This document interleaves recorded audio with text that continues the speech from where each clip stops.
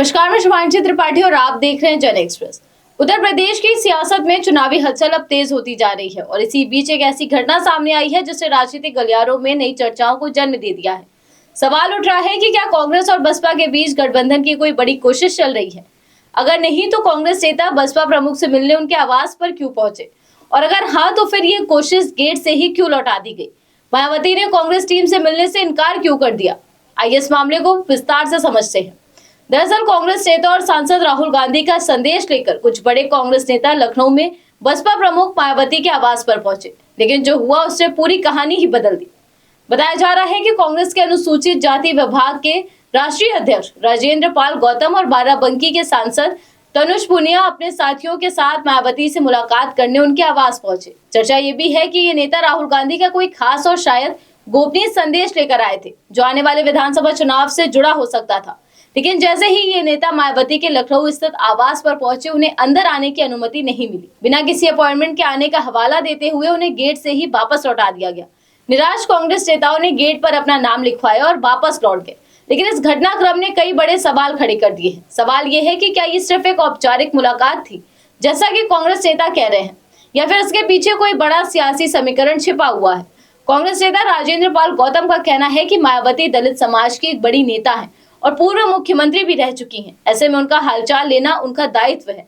उन्होंने ये भी कहा कि जब बुलाया जाएगा तो वे दोबारा मिलने जरूर जाएंगे। लेकिन राजनीति में टाइमिंग बहुत कुछ कहती है और यहाँ टाइमिंग बिल्कुल चुनावी है। इससे पहले तो कांग्रेस नेताओं को मायावती का हालचाल लेने की नहीं सूझी, लेकिन जैसे जैसे उत्तर प्रदेश विधानसभा चुनाव नजदीक आ रहे हैं, वैसे वैसे राजनीतिक दल नए गठजोड़ और समीकरण बनाने में जुट गए हैं।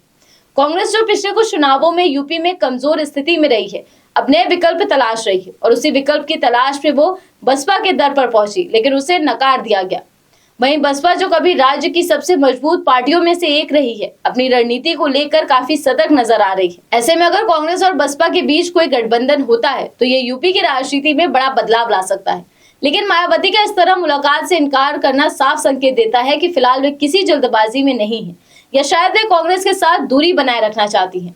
राजनीतिक जानकारों का मानना है कि मायावती हमेशा अपने फैसले बेहद सोच समझ कर लेती हैं। वे किसी भी गठबंधन से पहले अपने फायदे और नुकसान का पूरा आकलन करती हैं।